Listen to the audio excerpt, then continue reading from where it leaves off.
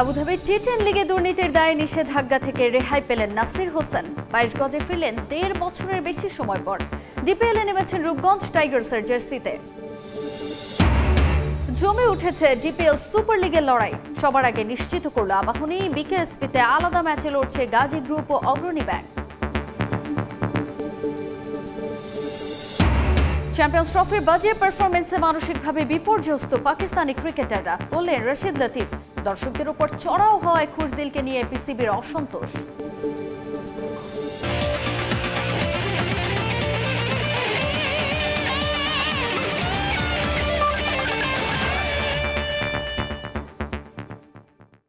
বিশ্বের নানা প্রান্তে খেলাধুলার খবর নিয়ে আমাদের নিয়মিত আয়োজন খেলার সময়, আর এই আয়োজনে আপনাদের সঙ্গে আছি আমি তাজিন খন্দকার। শুরুতেই ক্রিকেটের খবর। আইসিসির নিষেধাজ্ঞা শেষে আবারও 22 গজে ফিরলেন টাইগার অলরাউন্ডার নাসির হোসেন।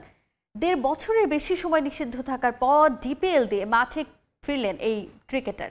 রূপগঞ্জ টাইগার্সের হয়ে মাঠে নেমে 10 ওভার বোলিং করে 31 রান দিয়ে তুলে নেন 1 উইকেট। আবুধাবি টি10 লিগে দুর্নীতির দায়ে 2 বছরের জন্য 2024-এ তাকে নিষেধাজ্ঞা দেয় আইসিসি।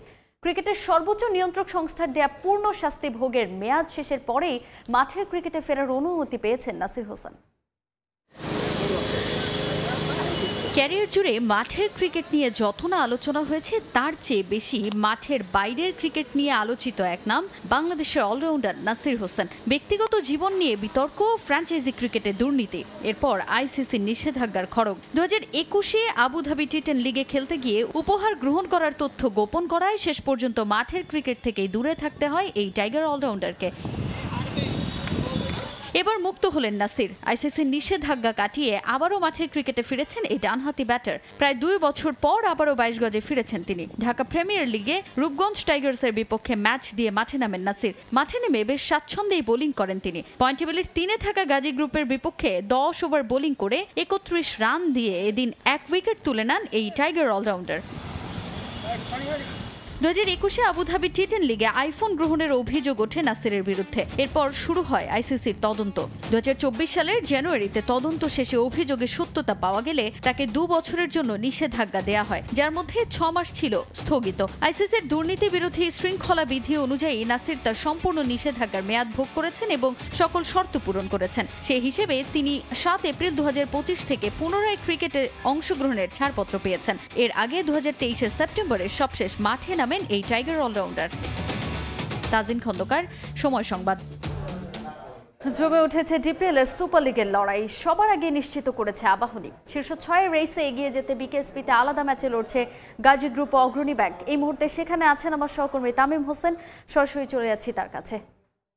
তামিম, ডিপিএলে আজকের দিনের সবচেয়ে বড় চমক কিন্তু নাসির হোসেনের নিষেধাজ্ঞা থেকে ফিরে আসা। দীর্ঘদিন ধরেই কিন্তু নিষেধাজ্ঞায় ছিলেন এই ক্রিকেটার।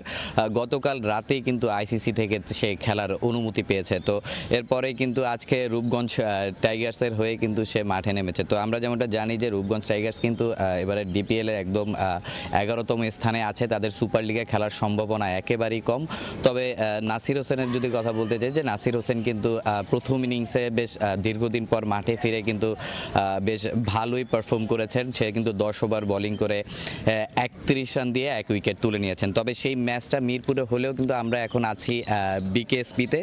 বিকেএসপির 2 মাঠে, 3 নম্বর এবং 4 নম্বর মাঠে, 2 মাঠেই কিন্তু সুপার লিগে ওঠার যে লড়াইটা বেশ ভালোভাবে জমে উঠেছে। আজকে আমরা যেমনটা জানি যে 3 নম্বর মাঠের এই মাঠে কিন্তু আপনার লেজেন্ডস অফ রূপগঞ্জ কিন্তু পার্টেক্সের বিপক্ষে লড়ছে। তো ওই পার্টেক্স কিন্তু প্রথম ইনিংসে লেজেন্ডস অফ রূপগঞ্জের বোলিং তোপের সামনে কিন্তু দাঁড়াতেই পারেনি। 129 রানেই কিন্তু তাদের অল আউট হয়েছে। তো সেই জায়গা থেকে পার্টেক্স কিন্তু এবারে সুপার লিগে তাদের খেলার সম্ভাবনা একেবারেই কম। কিন্তু লেজেন্ডস অফ রূপগঞ্জেরও কিন্তু সুপার লিগে খেলতে হলে কিন্তু কঠিন পরীক্ষা দিতে হবে, কারণ লেজেন্ডস অফ রূপগঞ্জ কিন্তু টেবিলের 7 নম্বরে অবস্থান করছে। আজকের এই ম্যাচে কিন্তু তাদের রান রেটের উপরও একটা বড় ইয়া রাখতে হবে, কারণ তাদের দ্রুত জয় তুলতে হবে। তো সেই হিসেবে যদি বলতে চাই যে ম্যাচটাও কিন্তু তারা সেভাবেই শুরু করেছে। তারা কিন্তু আমি যদি বলি ওপেনার তানজিদ তামিম এবং সাইফ হাসান কিন্তু দুর্দান্ত শুরু করেছে। তারা কিন্তু 11 ওভারের মধ্যেই কিন্তু প্রায় 100-র কাছাকাছি চলে গিয়েছে। তো সে জায়গা থেকে বলা যায় যে জয় পাবে এই ম্যাচে। জয়ের বলাই যায় যে আসলে লিজেন্ডস অফ রূপগঞ্জে কিন্তু এই ম্যাচে জয় পাচ্ছে। তো বিকেএসপির 4 নাম্বার মাঠে যে খেলাটা চলছে ওই ম্যাচটাও কিন্তু খুব গুরুত্বপূর্ণ একটা ম্যাচ, কারণ সুপার লিগে অগ্রণী ব্যাংকের কিন্তু টেবিলের 6 নম্বরে অগ্রণী ব্যাংকের অবস্থান। তাদের আজকের ম্যাচটা চলছে কিন্তু ব্রাদার্স ইউনিয়নের বিপক্ষে। তবে ব্রাদার্স ইউনিয়নের বিপক্ষে এই ম্যাচটায় জয় তুলতে কিন্তু অগ্রণী ব্যাংকে কঠিন পরীক্ষা দিতে হবে, কেননা ব্রাদার্স ইউনিয়ন কিন্তু তাদের সামনে 239 রানের বিশাল একটা টার্গেট ছুড়ে দিয়েছে। তো এই জায়গা থেকে লিজেন্ডস অফ অগ্রণী ব্যাংকে কিন্তু জয় পেতে হলে বেশ সাবধানীভাবেই ম্যাচটা শেষ করতে হবে, কারণ তাদের ঘাড়েই কিন্তু নিঃশ্বাস ফেলছে legends of Rupganj. Legends of রূপগঞ্জের যে তারকা সমৃদ্ধ যে দলটা, এই দলটা কিন্তু প্রথম দিকে খুব বেগ পোয়াতে হয়েছে, বেশ সহজ প্রতিপক্ষদের সঙ্গে তাদের হারতে হয়েছে। তবে সেই জায়গা থেকে শেষের দিকে কিন্তু তারা অনেকটা ঘুরে দাঁড়িয়েছে। এবং আজকের ম্যাচটার কথা যদি বলি, শেখ মেহেদী কিন্তু আজকে রীতিমতো পার্টেক্সকে ধসিয়ে দিয়েছে। সে একাই 4টি উইকেট নিয়েছে। এরপর তানজিদ তামিম যেভাবে শুরু করেছে, আসলে সে তার ব্যাটিং দেখে বোঝা যাচ্ছে যে যেহেতু গতকালকে সে সেটাই বলেছেন যে আসলে আমাদের মূল টার্গেট আগে সুপার লিগে কোয়ালিফাই করা। তো ওই সুপার লিগে কোয়ালিফাই করতে হলে কিন্তু তাদের রান রেটের উপর বড় একটা ইয়ে রাখতে হবে। তো সেই জায়গা থেকে তানজিদ তামিম কিন্তু তার পরিকল্পনা অনুযায়ী কাজ করছে। সে এখন পর্যন্ত উইকেটে আছেন এবং আমরা প্রায় তার 40 রানের মতো কিন্তু সে করে ফেলেছেন। তো তার এই 40 রান করতে কিন্তু খুব বেশি বল তিনি খরচ করেনি। আর দলও কিন্তু যেভাবে ম্যাচটা চলছে, তো এতে বলা যায় যে আসলে 20 ওভারের মধ্যেই হয়তোবা ম্যাচটা নিজেদের করে নিতে পারে। এছাড়া আমরা যদি বলি যে আসলে এবারের সুপার লিগে, এবারের ডিপিএলে সবার আগে সুপার লিগ নিশ্চিত করেছে কিন্তু আবাহনী। এবারের আবাহনী দল নিয়ে কিন্তু অত বেশি সবার তেমন একটা প্রত্যাশা ছিল না, কিন্তু সেই আবাহনী কিন্তু সবার আগে সুপার লিগ নিশ্চিত করেছে। গতকালকের ম্যাচেও কিন্তু তারা ভালো একটা জয় পেয়েছে। তবে সবচেয়ে বড় চমকের বিষয় যেটা হচ্ছে যে গুলশান ক্রিকেট ক্লাব, একটা তরুণ দল, সেই দলটাও কিন্তু আসলে সুপার লিগের রেসে খুব ভালোভাবে টিকে আছে এবং তারা কিন্তু শেষ ম্যাচটা তো ভালো একটা জয় তুলেছে। মোহামেডান কিন্তু টেবিলের 3 নম্বরে ছিল, কিন্তু গতকালকের যে ম্যাচটা ছিল তাওহিদ হৃদয়ের নেতৃত্বে প্রথম একটা ম্যাচ খেলেছিল মোহামেডান, সেই মোহামেডানও কিন্তু আসলে সেই ম্যাচটাতে ভালোভাবেই জয় তুলে নিয়েছে। তো বলা যায় যে এখন সুপার লিগের ইয়াটা খুব ভালোভাবে জমে উঠেছে। তো বিকেএসপি থেকে ডিপিএল এর ম্যাচ নিয়ে এই ছিল আমার কাছে সবশেষ তথ্য। ক্রিকেটার নাসির হোসেনের নিষেধাজ্ঞা শেষে ক্রিকেটে ফেরা এবং ডিপিএল সুপার লিগের জমজমাট লড়াইয়ের নানা খবর জানাতে সাভারের বিকেএসপি থেকে আমাদের সঙ্গে সরাসরি যুক্ত হয়েছিলেন সহকর্মী তামিম হোসেন। দেখছেন খেলার সময়। ঢাকা প্রিমিয়ার লিগ ডিপিএল এর জন্য পিছিয়ে যাচ্ছে জিম্বাবুয়ের বিপক্ষে টেস্ট সিরিজকে সামনে রেখে জাতীয় দলের কন্ডিশনিং ক্যাম্পের সূচি। পূর্বের শিডিউল থেকে 2 দিন পিছিয়ে যা শুরু হবে আগামী 13 এপ্রিল। মূলত একাধিক ক্লাবের চাওয়াতে এমন সিদ্ধান্ত বোর্ডের। এদিকে ডিপিএল এর ম্যাচ ভেন্যু বিকেএসপির আউটফিল্ড নিয়ে ক্ষুব্ধ ক্রিকেটাররা। চৈত্রের মধ্য দুপুরের কাঠফাটা রোদ্দুর, তীব্র তাপপ্রবাহ, এরই মধ্যে আবার ভেজা আউটফিল্ডের দোহাইয়ে বন্ধ ডিপিএল এর আবাহনী শাইনপুকুরের ম্যাচ। ঘন্টা পেরোয় অপেক্ষা বাড়ে দু দলের। শনিবারের সন্ধ্যার এক পশলা বৃষ্টির রেশ কাটিয়ে বিকেএসপির 3 নম্বর মাঠ প্রস্তুত করতে করতে ঘড়ির কাঁটায় তখন 12:30। ম্যাচের দৈর্ঘ্য কমে 31 ওভারে, কিন্তু আউটফিল্ড তখনও যাচ্ছে তাই, যেন চোখে আঙুল দিয়ে বুঝিয়ে দিচ্ছে দেশের ঘরোয়া ক্রিকেটের মান। এখন আপনি কি বলবেন? আপনি নিচের দিকে তাকাইলে বুঝতে পারবেন যে মাঠের অবস্থাটা কি আসলে। সো উইকেট হয়তোবা আমরা ডেভেলপ করতেছি, বাট আপনার গ্রাউন্ড একই সাথে যখন আপনার টিমের 2 পাশে মাঠে খেলা হবে, 8 জন 10 জন ন্যাশনাল টিমের আপনার কয়েকদিন পরেই সিরিজ, এরকম একটা গ্রাউন্ডে খেলবে, ওই সময় তাদের জন্য অবশ্যই ইনজুরি কনসার্ন একটা ব্যাপার থাকে। সে অবশ্যই 100% এফোর্ট দিতে হয়তো অনেক সময় চাইবে না, কারণ তার ইনজুরির একটা ব্যাপার থাকে।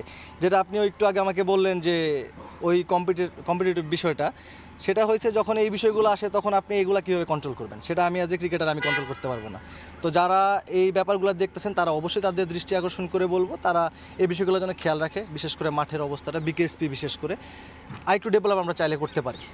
ডিপিএল এর জন্য ক্লাবগুলোর দাবির মুখে পরিকল্পনার রদবদল আনতে হচ্ছে জাতীয় দলেরও। জিম্বাবুয়ের বিপক্ষে 20 এপ্রিল থেকে শুরু 2 ম্যাচের টেস্ট সিরিজ, যার জন্য 11 এপ্রিল থেকে লাক্কাতুরায় শুরু হওয়ার কথা ছিল টাইগারদের কন্ডিশনিং ক্যাম্প। তবে পরদিন অর্থাৎ 12 এপ্রিল যে Dhaka derby, Abahani Mohammedan big clash, যে ম্যাচের জন্য জাতীয় দলের বিবেচনায় থাকা ক্রিকেটারদের পেতে বিসিবিকে চিঠি দিয়েছে ক্লাব দুটো। গ্রুপ পর্বের শেষ রাউন্ডে জাতীয় দলের ক্রিকেটারদের পেতে চায় অগ্রণী প্রাইম ব্যাংক আর লিজেন্ডস অফ রূপগঞ্জ।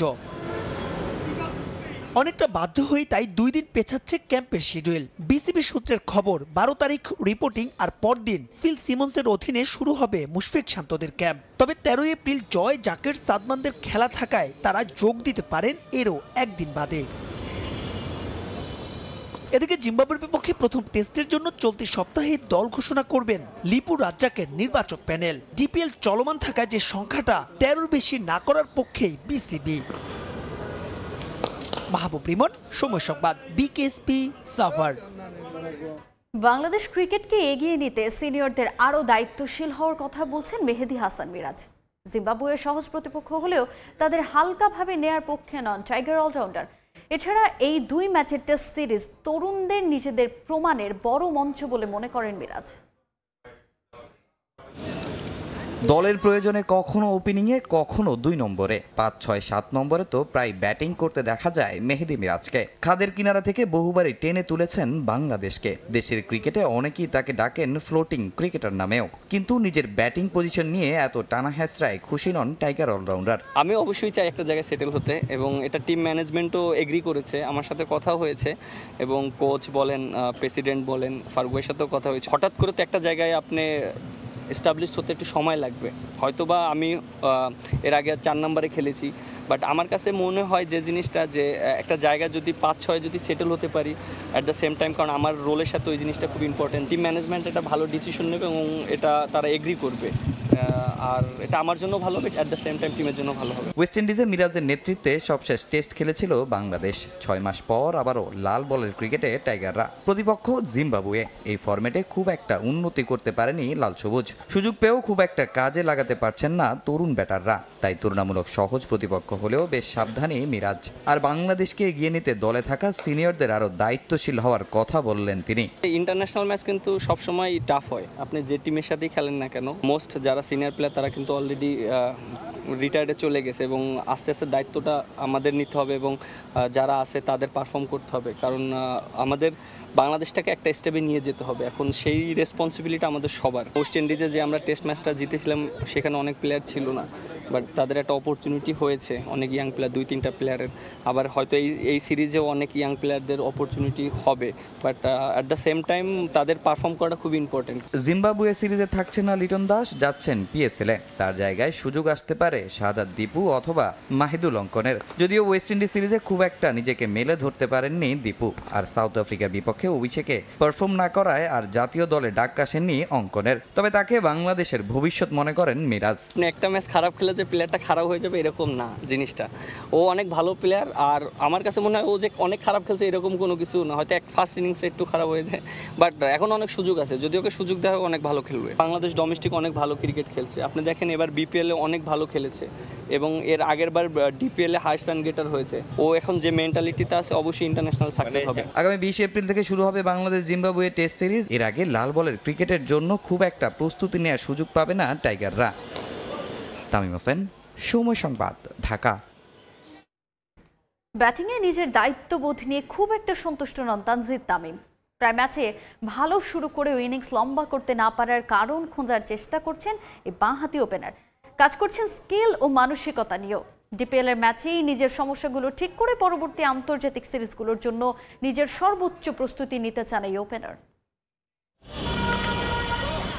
তানজিদ তামিমের জাতীয় দলে অভিষেক হয়েছে 2023-এর এশিয়া কাপে। সে বছরই ভারত বিশ্বকাপ দলে ডাক পেয়েছিলেন তামিম ইকবালের জায়গায়। জানিয়ে হয়েছে নানা সমালোচনা। স্বাভাবিকভাবেই চাপে ছিলেন যুব বিশ্বকাপ জয়ী ক্রিকেটার, যার প্রভাব পড়েছিল মাঠের খেলাতেও।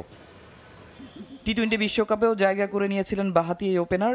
সাদা বলে এখন নিয়মিত মুখ তিনি, খেলেছেন চ্যাম্পিয়ন্স ট্রফিও। তবুও নিজের ব্যাটিং নিয়ে আক্ষেপে পড়ছেন টাইগার ব্যাটার। রেসপন্সিবিলিটিস, আমাকে এইরকম সিচুয়েশন আরও সামনে যদি পড়ি, আমাকে দায়িত্ববোধটা আরও বাড়ানো উচিত এবং সেভাবে আরও হার্ডওয়ার্ক করা উচিত। অনেক সময় দেখবেন যে ইনিংস শুরু করাটা অনেক ডিফিকাল্ট সব ব্যাটসম্যানদের জন্য, সেখানে আমি ওটা ভালোভাবে শুরু করতে পারছি, বাট মাঝখানে হয়তো বা আমি সেটা ক্যারি করতে পারতেছি না। তো আমি মনে করি যে এখানে আমার রেসপন্সিবিলিটিস কিছুটা অভাব রয়েছে। তো আমি এখন থেকে চেষ্টা করব এবং ডিপিএলও চেষ্টা করতেছি যাতে আমার রেসপন্সিবিলিটিস কীভাবে নিয়ে টিমকে হেল্প করতে পারি। তো আশা করি এখান থেকে জিনিসটা নিয়ে পরবর্তীতে কাজে লাগবে। ওয়ার্ল্ড কাপের যে বিষয়টা বললেন, অবশ্যই অনেক এক্সপিরিয়েন্স হয়েছে, কারণ ওখানে সব টপ প্লেয়ারদের সাথে খেলা হয়, অনেক বড় ফাইট হয় ওখানে। তো আশা করি এটা অবশ্যই সামনে আমাকে হেল্প করবে। ডিপিএল এর মাঝে আছে জিম্বাবুয়ের বিপক্ষে টেস্ট সিরিজ। এরপর মে মাসে 5 ম্যাচের টি-20 সিরিজ খেলতে পাকিস্তান যাবে বাংলাদেশ। তার আগে নিজেকে সর্বোচ্চ প্রস্তুত করছেন তানজিদ তামিম। ডিপিএলকে নিয়েছেন বড় চ্যালেঞ্জ হিসাবে। শুরুটা ভালো না হলেও এখন দল নিয়েও আশাবাদী তামিম। আসলে এটা দুইটাই থাকতে পারে। আমি স্কিল যে বিষয়টা বলছেন এটা আমি কাজ করতেছি, তো আশা করি এটা আমাকে পরবর্তীতে হেল্প করবে। আর বাকিটা হয়তো বলতে চাচ্ছি না। লম্বা একটা টুর্নামেন্ট, এটা একটা মোমেন্টামের দরকার। আমরা যদি মোমেন্টামটা ভালো শুরু করতে পারি, তাইলে মোমেন্টাম যদি ক্যারি করতে পারি আমরা, তাইলে মনে হয় যতগুলো ম্যাচ আছে, সুপার লিগ আছে সামনে, তো সবগুলো ম্যাচই কাজে লাগবে। তো আশা করি সবাই ঈদের পরে সবাই এখনও ফ্রেশ। তো আশা করি আমরা যদি ভালো শুরু করতে পারি, এটা আমাদের অ্যাজ এ টিম হিসেবে আমাদের যেরকম ব্যালেন্স টিম, তো আশা করি যে পরবর্তীতে এটা অনেক ভালো কাজে লাগবে। লিগ টেবিলের 7 নম্বরে আছে লিজেন্ডস অব রূপগঞ্জ। আর এখন পর্যন্ত 7 ইনিংসে 350-তে 281 রান করেছেন তানজিদ তামিম। তামিম হোসেন, সময় সংবাদ, ঢাকা। সোশ্যাল মিডিয়ায় রিলসের যুগে ক্রিকেটারদের নিয়ে তৈরি করা হচ্ছে ছোট ছোট ভিডিও, যা দেখানো হয় তা সবসময় সত্য নয়, যার কারণে নেতিবাচক প্রভাব পড়ে মাঠের পারফরম্যান্সে, জানিয়েছেন জাতীয় দলের ওপেনার লিটন কুমার দাস। ব্যক্তিগতভাবে আক্ষেপ আছে সামাজিক মাধ্যমে অতিমাত্রায় ট্রল হওয়া নিয়ে। সহকর্মী তারেক হাসান শিমুল জানাচ্ছেন বিস্তারিত।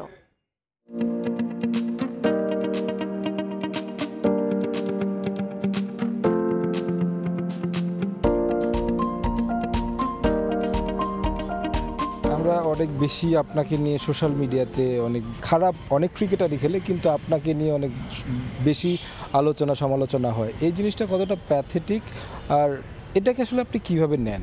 বাংলাদেশ না, পুরো ওয়ার্ল্ডের মানুষের ধৈর্য একটু কম। সো এখন যে কেউ যখনই ফোন হাতে নেয় 5 মিনিট আসলে ভিডিও কেউ দেখতে চায় না, সবাই 30 সেকেন্ড 40 সেকেন্ড 1 মিনিটের ভিডিও দেখে। সো আপনি এখন সোশ্যাল মিডিয়াতে দেখবেন সব রিলস হিসাবে তৈরি হয়। তো আমার কাছে মনে হয় যে ম্যাক্সিমাম জায়গায় এমন কিছু জিনিস হয়ে যায় রিলসে, সেটা ভাইরাল হতে থাকে বাংলাদেশের ক্ষেত্রে। আমি অনেক রিলস দেখছি আমার যে জিনিসটা আমি না, বা যেটা আমার ক্যারেক্টার ডিফাইন করে না। অনেকে আসলে যারা প্র্যাকটিক্যালি আমাকে সামনে থেকে দেখে না, জানে না, তারা ভাবে যে আমি একটু মুডি বা আমি একটু অন্যরকমভাবে, বিকজ আমার চলাফেরা বা চোখ মুখের চাউনি একটু অন্যরকম, তাই মনে করে অনেকে।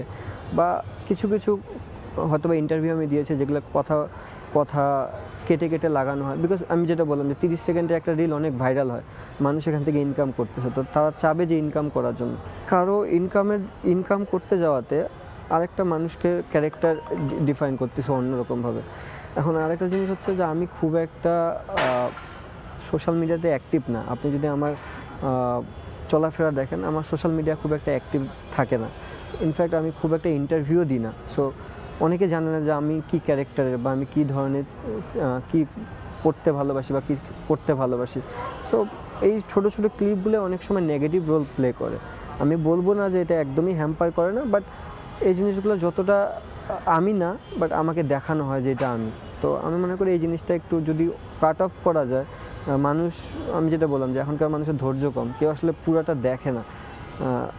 ওই পুরাটা যদি দেখতে পারে কখনো, তাহলে ভাববে যে আমার ক্যারেক্টারটা এমন না। এখন ছোট জিনিসকে মানুষ শো করাতে এই জিনিসটা ক্যারেক্টারটা ডিফাইন করে ফেলে। তা আমার মনে হয় যে চেষ্টা করবো আমিও ইন্টারভিউ দেওয়ার, তাহলে মানুষজন বুঝবে যে আমার ক্যারেক্টারটা কীরকম। দর্শকরা অনেক বেশি এক্সপেকটেশন করে, ওইটা আসলে একটা নেগেটিভ রোল প্লে করে কি না, যে লিটন নামলেই রান করবে? আমি অনেক লাকি যে বাংলাদেশের মানুষ আমাকে অনেক ভালোবাসে এবং তারা চায় যে আমি পারফর্ম করি। এটা আমার জন্য একটা বড় পাওয়া। ক্রিকেট খেলি কিসের জন্য? ক্রিকেট খেলি নিজের জন্য, দেশের জন্য, এবং আমার যে ফ্যান্সরা আছে তাদের জন্য। অবশ্যই প্রত্যেকটা মানুষের কিছু ফ্যান্স থাকবে, কিছু হেটার্স থাকবে, এটাই বাস্তবতা। তারা চায় আমার ফ্যান্সরা যেন আমি পারফর্ম করি, বাট পারফর্ম করতে পারি না, যেমন তারাও কষ্ট পায়, সেম ওয়েতে আমিও কষ্ট পাই। বিকজ আমি এই রোদের ভিতর প্র্যাকটিস করি, দৌড়াই, সারাদিন পরিশ্রম করি, জিম করি। আলটিমেট তো আমার গোল হচ্ছে ম্যাচে যা রান করা। তো আমি যখন ওখানে রান না করতে পারি আমিও আপসেট থাকি। সো আমি চেষ্টা করি যে ওই জায়গা থেকে বেরিয়ে আসার জন্য, ওখানে পারফর্ম করার জন্য, বাট অনেক সময় হয়, অনেক সময় হয় না এই জিনিসটা। এটাও একটু বুঝতে হবে যে আমিও মানুষ, প্রত্যেকটা প্লেয়ারে একটা সময় খারাপ আসে, একটা সময় ভালো আসে। জিনিসটা এমন না যে কেউ কন্টিনিউ বেসিসে খারাপ খেলে কন্টিনিউ বেসিসে ভালো খেলে। আপনি যদি দেখেন, আমি যখন পাকিস্তান সিরিজ খেললাম তখন কিন্তু আমি ডমিনেট ক্রিকেট খেলেছি। 26 রানে 6 উইকেট পড়ার পর আমি মিরাজ যে ব্যাটিংটা করেছি, একটা বাংলাদেশের মানে জিতানোর জন্য একটা মুখ্য রান ছিল ওটা। ওখানে যেমন পারফরমেন্সটা ভালো হয়েছে, আবার আদার দেন আমি যখন ইন্ডিয়ার সাথে খেললাম তখন আমার ওইভাবে পারফরমেন্স হয়নি। সো ক্রিকেটের জিনিসটা একটু আপস অ্যান্ড ডাউনস থাকে। সব সময় যে আপনি কন্টিনিউ বেসিসে ভালো হবে বা খারাপ হবে জিনিসটা সেটাও না, বাট আমি চেষ্টা করতেছি, আমি চেষ্টা করি সব সময়। তারেক হাসান শিমুল, সময় সংবাদ, ঢাকা। দেশে ফুটবলের খবর জানাবো। জুনে জাতীয় স্টেডিয়ামে হবে হামজা চৌধুরীর হোম অভিষেক ম্যাচ। এর আগে স্টেডিয়াম সংস্কার কাজ পুরোপুরি শেষ করে বাফুফেকে বুঝিয়ে দেবে এনএসসি। জাতীয় ও আন্তর্জাতিক ক্রীড়া দিবসে এমনটাই জানিয়েছেন যুব ক্রীড়া উপদেষ্টা আসিফ মাহমুদ সজীব ভুঁইয়া।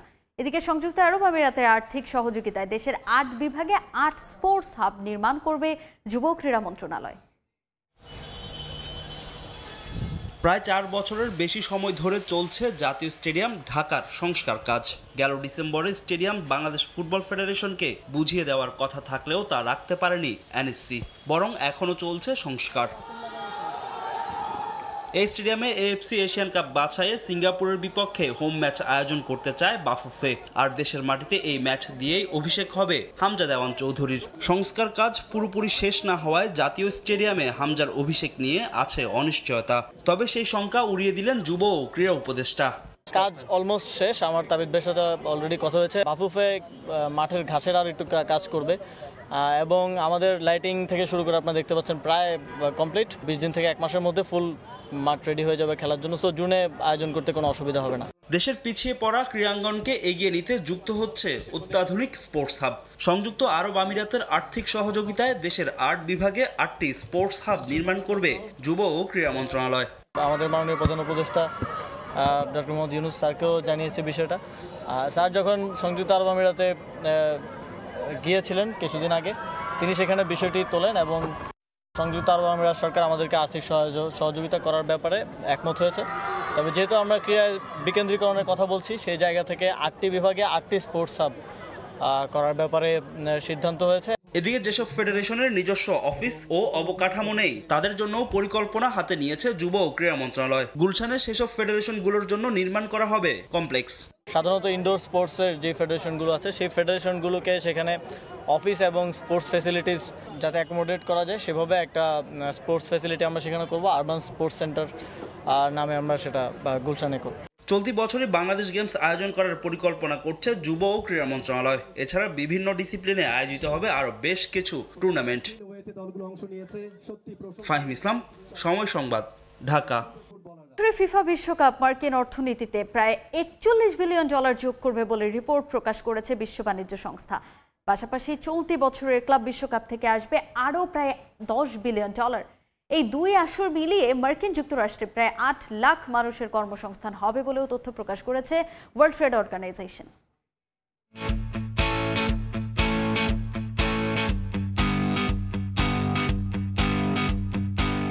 মার্কিন অর্থনীতিতে গুরুত্বপূর্ণ অবদান রাখে ক্রীড়া। যদিও ফুটবল নিয়ে দেশটিতে উন্মাদনা তুলনামূলক কম, কিন্তু এই খেলাই আমেরিকার অর্থনীতিতে যোগ করতে যাচ্ছে বিশাল অঙ্কের অর্থ। বিশ্ব বাণিজ্য সংস্থার রিপোর্ট, শুধুমাত্র আগামী বছর অনুষ্ঠিত হতে যাওয়া ফিফা বিশ্বকাপ ওদের জিডিপিতে যোগ করবে $40.9 বিলিয়ন মার্কিন ডলার। কানাডা এবং মেক্সিকো নিয়ে আগামী বছরের ফিফা বিশ্বকাপ আয়োজন করবে মার্কিন যুক্তরাষ্ট্র। এরই মধ্যে বিশ্বকাপ নিয়ে নানা রকমের গবেষণা প্রকাশ করেছে ওয়ার্ল্ড ট্রেড অর্গানাইজেশন। তাদেরই একটি রিপোর্ট বলছে, গ্রেটেস্ট শো অন আর্থ সামনে রেখে 6.5 বিলিয়ন দর্শনার্থী প্রবেশ করবে আমেরিকায়। শুধু আর্থিক বেনিফিট নয়, বিশ্বকাপের মাধ্যমে $8.2 বিলিয়ন সোশ্যাল বেনিফিট হবে বলেও প্রত্যাশা করা হচ্ছে। রিপোর্ট বলছে বিশ্বকাপ কেন্দ্র করে আমেরিকা এবং তার সহযোগী আয়োজক দেশে সব মিলিয়ে 8,24,000 লোকের কর্মসংস্থানের ব্যবস্থা হবে। এর মধ্যে শুধুমাত্র মার্কিন যুক্তরাষ্ট্রেই 1,85,000 ফুল টাইম জবের সুযোগ তৈরি হবে, যার গ্রস আউটপুট $30 বিলিয়ন হবে বলে আশা প্রকাশ করা হচ্ছে। জিডিপিতে যার প্রভাব $17.2 বিলিয়ন। ফিফা বিশ্বকাপের পাশাপাশি চলতি বছর জুনে ক্লাব বিশ্বকাপের আসর বসবে মার্কিন যুক্তরাষ্ট্রে। প্রথমবারের মতো এই আসর অনুষ্ঠিত হতে যাচ্ছে 32 দেশ নিয়ে। আর তাই আগের তুলনায় এবার ক্লাব বিশ্বকাপের ইম্প্যাক্ট অনেক বেশি হবে বলে রিপোর্ট প্রকাশ করেছে বিশ্ব বাণিজ্য সংস্থা। যুক্তরাষ্ট্রের 11টি শহরে অনুষ্ঠিত হবে ক্লাব বিশ্বকাপের ম্যাচ, যা দেখতে 3.7 মিলিয়ন দর্শনার্থীর সমাগম হবে বলে প্রত্যাশা করছেন আয়োজকরা। এই আসরের মাধ্যমে আগামী বছরের ফিফা ওয়ার্ল্ড কাপের প্রস্তুতিও সেরে নেওয়ার লক্ষ্য তাদের। ওয়ার্ল্ড ট্রেড অর্গানাইজেশন বলছে গ্লোবাল জিডিপিতে ফিফা ক্লাব বিশ্বকাপ যোগ করবে $21.1 বিলিয়ন। এই আসর দিয়েও সামাজিকভাবে ব্যাপক লাভবান হওয়ার কথা ভাবছে আমেরিকা। রিপোর্ট বলছে এর পরিমাণ হতে পারে $3.36 বিলিয়ন। এছাড়াও শুধুমাত্র ক্লাব বিশ্বকাপ মার্কিন যুক্তরাষ্ট্রে 1,05,000 মানুষের কর্মসংস্থান তৈরি করবে বলেও ধারণা করা হচ্ছে। আবার স্বাগত খেলার সময়। চ্যাম্পিয়ন্স ট্রফিতে বাজে পারফরমেন্সের প্রভাব পড়েছে পাকিস্তান ক্রিকেটে। এতেই মাঠে মেজাজ হারাচ্ছেন পাক ক্রিকেটাররা। দর্শকদের সঙ্গে খুশদিল শাহর ঝামেলা নিয়ে এমন মন্তব্য করেছেন পাকিস্তানের সাবেক অধিনায়ক রশিদ লতিফ। এর আগে নিউজিল্যান্ডের জাকারি ফোকের সঙ্গে ঝামেলায় জড়িয়ে জরিমানা গুনতে হয়েছে খুশদিলকে। নিউজিল্যান্ডের বিপক্ষে তৃতীয় ও শেষ ওয়ানডের পর নতুন আরও একটি বিতর্কের জন্ম দিয়েছে পাকিস্তান ক্রিকেট। ম্যাচের পর গ্যালারি থেকে কয়েকজন দর্শক পাকিস্তান ক্রিকেটারদের পারফরমেন্স নিয়ে বাজে মন্তব্য করে বসে। খুশদিল শাহ তাদের থামতে বললেও লাগাম টানেননি তারা। এরপর আর মেজাজ ধরে রাখতে পারেননি খুশদিল। মারমুখী অবস্থায় গ্যালারি দিকে তেড়ে যান তিনি। এ সময় তাকে থামান নিরাপত্তা কর্মীরা। তার এই ছবি রীতিমতো ভাইরাল সামাজিক যোগাযোগ মাধ্যমে। গত কয়েক মাস ধরেই খারাপ সময় পার করছে পাকিস্তান ক্রিকেট। চ্যাম্পিয়ন্স ট্রফির আগে থেকেই জয়ের জন্য মুখিয়ে ছিল মেন ইন গ্রিন। অনেক কাঠখড় পুড়িয়ে নিজেদের দেশে চ্যাম্পিয়ন্স ট্রফি আয়োজন করেও নিজেদের নামে সুবিচার করতে পারেননি পাক ক্রিকেটাররা। ঘরের মাঠে কোনো ম্যাচ না জিতে টুর্নামেন্ট শেষ করার পর নিউজিল্যান্ড সফরে ভালো কিছুর প্রত্যাশা নিয়ে দেশ ছেড়েছিল পাকিস্তান। তবে 5 ম্যাচের ওয়ানডে সিরিজে একটিতে হার এড়ালেও টি-20তে হোয়াইট ওয়াশের তিক্ততা নিয়েই দেশে ফিরতে হচ্ছে মেন ইন গ্রিনদের। সব মিলিয়ে মানসিকভাবে স্বস্তিতে থাকতে পারছে না পাক ক্রিকেটাররা। এতেই মেজাজ হারাচ্ছেন তারা। এর আগে নিউজিল্যান্ডের বিপক্ষে প্রথম টি-20তে জাকারি ফোকের সঙ্গে ঝামেলায় জড়িয়ে 3টি ডিমেরিট পয়েন্ট সহ ম্যাচের 50% জরিমানা গুনতে হয়েছে খুশদিলকে। এবারও শাস্তির মুখে পড়তে পারেন এই ক্রিকেটার। চ্যাম্পিয়ন্স ট্রফির প্রভাবেই ক্রিকেটাররা মেজাজ হারাচ্ছেন বলে মনে করছেন সাবেক অধিনায়ক রশিদ লতিফ। আমি মনে করি ঘরের মাঠে চ্যাম্পিয়ন্স ট্রফিতে ভরাডুবির কারণে ক্রিকেটাররা ভেঙে পড়েছে। আমরা সব সময় টপ লেভেল ক্রিকেটকে ফোকাস করি। ডোমেস্টিক ক্রিকেটে আমাদের মনোযোগ কম, যার জন্য পাইপলাইন সমৃদ্ধ হচ্ছে না। প্রথম শ্রেণীর ক্রিকেট, পিএসএল ও ঘরোয়া টি-20 তলানিতে যাচ্ছে। খুশদিলের এমন কর্মকাণ্ডের তীব্র নিন্দা জানিয়েছে পাকিস্তান ক্রিকেট বোর্ড। এর জন্য নিষেধাজ্ঞায় পড়তে পারেন এই ক্রিকেটার। রিফাতুল ইসলাম মিরন, সময় সংবাদ। অবশেষে আইপিএল থেকে অবসর ইস্যুতে মুখ খুললেন মহেন্দ্র সিং ধোনি। এখনই ইন্ডিয়ান প্রিমিয়ার লিগ থেকে অবসর নিয়ে কিছুই ভাবছেন না ভারতের সাবেক অধিনায়ক, বরং নিজের শরীরের উপরই অবসরের সিদ্ধান্তটা ছেড়ে দিয়েছেন বলে সম্প্রতি এক সাক্ষাৎকারে জানান মাহি। চলতি আইপিএল শেষে এসব নিয়ে ভাবতে চান, আর যতদিন আইপিএল খেলছেন ততদিন শিশুর মতো উপভোগ করতে চান বলেও জানান ধোনি। আগেও এমন গুঞ্জন শোনা যায়, তবে সেই গুঞ্জনকে মিথ্যে করে এবারও ইন্ডিয়ান প্রিমিয়ার লিগে সমহিমায় উজ্জ্বল তিনি। অবসর নিয়ে বারবারই প্রশ্ন শোনা গেলেও এবার নিজেই দিলেন সে প্রশ্নের উত্তর। সম্প্রতি এক পডকাস্টে নিজের অবসরের বিষয়ে মুখ খোলেন ভারতের সাবেক অধিনায়ক। এবারের আইপিএলে মাঠে বসে ধোনির পরিবার খেলা দেখেন। সেখানে মাহির খেলা দেখতে তার বাবা, মা, ধোনির স্ত্রী ও মেয়ে উপস্থিত হন। সে সময় হঠাৎই তার স্ত্রী ও মেয়ের কথোপকথনে শেষ ম্যাচ কথাটি বলতে শোনা যায়। তারপর থেকেই আবারও ধোনির অবসর নিয়ে আগ্রহ তৈরি হয় ভক্তদের। সেই প্রশ্নের উত্তর ভারতের এক কন্টেন্ট ক্রিয়েটরের সাক্ষাৎকারে দিয়েছেন মাহি। বয়স 43 হলেও এখনো নাকি তিনি চালিয়ে যেতে চান খেলা। আইপিএল ছাড়ার সিদ্ধান্ত নিজে নয়, বরং শরীরের উপরই ছেড়ে দিয়েছেন ধোনি। আইপিএল থেকে অবসরের সিদ্ধান্তে তাড়াহুড়ো করতে চান না তিনি। এখনই অবসর নিয়ে ভাবছি না, শুধু আইপিএলেই ক্রিকেট খেলি। এখন আমার বয়স 43। 2025 সালের আইপিএল শেষ হওয়ার সময় আমার বয়স হবে 44। তারপর 10 মাস সময় পাবো ভাবার, আরও খেলবো না ছেড়ে দেব, তখন ভাববো। আসলে সিদ্ধান্তটা আমি নেব না, আমার শরীর নেবে। সব মিলে বছরখানেক আছে হাতে, দেখা যাক কি হয়। শুধু আইপিএল চালিয়েই যেতে চান না, বরং আরও বেশ কিছুদিন খেলাটাকে উপভোগ করতে চান বলে জানান ধোনি। আইপিএল এর প্রতি ভালোবাসা থেকে তিনি আরও বলেন, শিশুর মতো উপভোগ করে যেতে চান টি-20 ফরম্যাটের এই টুর্নামেন্টকে। এখন আইপিএল উপভোগ করতে চাই। ছোটবেলায় স্কুলে পড়ার সময় যেমন উপভোগ করতাম, এখনও তেমনই করছি। তখন একটা কলোনিতে থাকতাম আমরা, রোজ বিকেলে খেলতে যেতাম। প্রায় প্রতিদিনই ক্রিকেট খেলতাম। আবহাওয়া ঠিক না থাকলে ফুটবল খেলতাম। আমি সেরকম সরলভাবে খেলতে চাই। যদিও কথাটা বলা যত সহজ, কাজে করা ততটা সহজ নয়। আইপিএল নিয়ে ধোনির এসব কথায় ধারণা করাই যায় আরও বেশ কয়েক বছর মাঠে দেখা যাবে মাহিকে। তাজিন খন্দকার, সময় সংবাদ। আবার স্বাগত খেলার সময়। তরুণের অংশগ্রহণ ও খেলাধুলার মান উন্নয়ন প্রতিপাদ্যে পালিত হয়েছে জাতীয় আন্তর্জাতিক ক্রীড়া দিবস 2025। সকালে ওসমানী মিলনায়তন থেকে জাতীয় স্টেডিয়াম পর্যন্ত বর্ণাঢ্য র্যালি দিয়ে শুরু হয় দিবসটির কার্যক্রম, যাতে অংশ নেন যুব ক্রীড়া উপদেষ্টা আসিফ মাহমুদ সজীব ভুঁইয়া। এছাড়া র্যালিতে অংশ নেন জাতীয় ফুটবল দলের অধিনায়ক জামাল ভুঁইয়া, জাতীয় ক্রিকেট দলের সদস্য শরীফুল ইসলাম, জাকির আলী সহ বিভিন্ন ডিসিপ্লিনের ক্রীড়াবিদ ও সংগঠকরা। র্যালি শেষে সমাজের সুবিধা বঞ্চিত কিশোর কিশোরীদের নিয়ে টুর্নামেন্ট আয়োজন করে যুব ও ক্রীড়া মন্ত্রণালয়। পরে ক্রীড়াঙ্গনের মান বাড়াতে বিভিন্ন ফেডারেশনের কর্মকর্তাদের সঙ্গে আলোচনায় বসেন যুব ও ক্রীড়া উপদেষ্টা, যেখানে উপস্থিত ছিলেন বিসিবি সভাপতি ফারুক আহমেদ।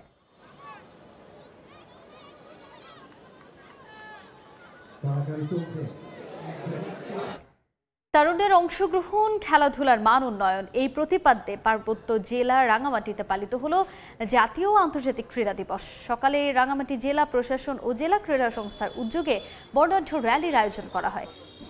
জেলা প্রশাসনের সামনে থেকে শুরু হয়ে শহরের প্রধান সড়ক প্রদক্ষিণ করে জেলার একই স্থানে এসে শেষ হয় র্যালি। জাতীয় আন্তর্জাতিক ক্রীড়া দিবস উপলক্ষে জেলা স্টেডিয়ামে সাবেক খেলোয়াড়দের নিয়ে একটি প্রীতি ফুটবল ম্যাচেরও আয়োজন করা হয়। এই আয়োজনে উপস্থিত ছিলেন অতিরিক্ত জেলা প্রশাসক রুহুল আমিন সহ জেলার আরও অনেকে। এই ছিল খেলার সময়ের এখনকার আয়োজনে, সঙ্গেই থাকুন সময়।